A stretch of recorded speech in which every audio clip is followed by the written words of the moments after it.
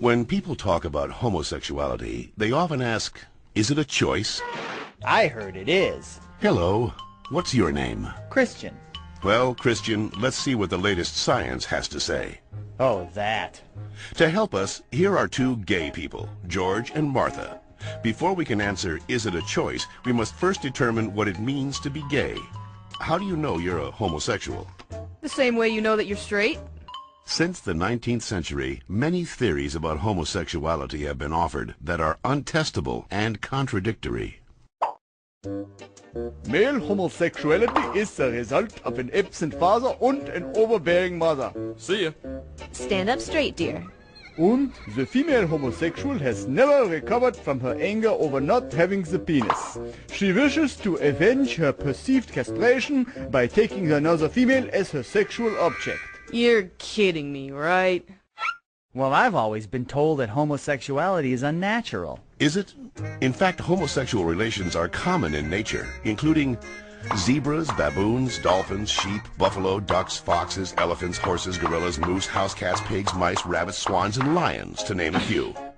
Well, okay, but we're not animals. Human beings have free will. You don't just decide who to love. Settle down there, Martha. Christian does have a point, but let's take a look at the most recent scientific evidence.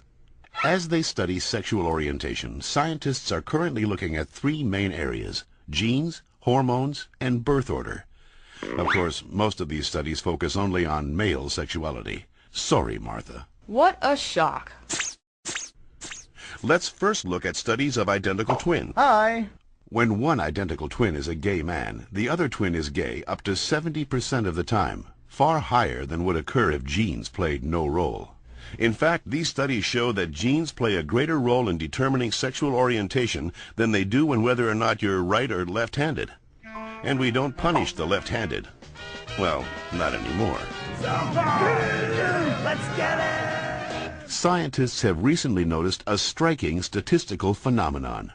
Studies show that having older brothers increases the odds of a boy being homosexual. Moms always baby the youngest, making them gay. No, that's not it.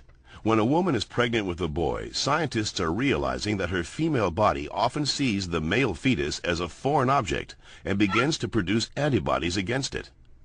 The more boys a woman has, the more adept her body becomes at feminizing the fetus, which may explain why with every successive boy, the odds that he will be gay go up significantly.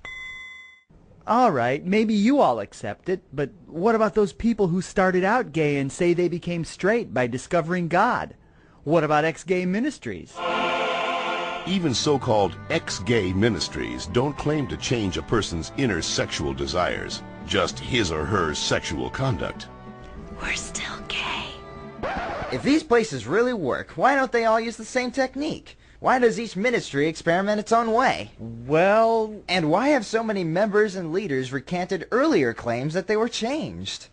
Maybe these programs don't work for everyone, but what's the harm? How about the feelings of shame and guilt they instill and reinforce in their victims? Or the money, energy, and time they sap from people who have nothing wrong with them? Says you. Well, in point of fact, not just George says that, Christian. The American Medical Association, the American Psychiatric Association, the American Psychological Association, the American Psychoanalytic Association, the American Academy of Pediatrics, and the National Association of Social Workers have all stated that homosexuality should not be treated as a mental disorder, and that they oppose attempts at reparative or conversion therapy, and that sexual orientation is not a choice and cannot be changed. So that's it. I'm supposed to believe that it's not a choice just because all those doctors and scientists say so? Or you could just ask us. I do know this one girl named Heather who goes back and forth, but she's Shut up. The information in this educational cartoon is based upon studies that can be found in any university library, with the possible exception of the Bob Jones University in South Carolina.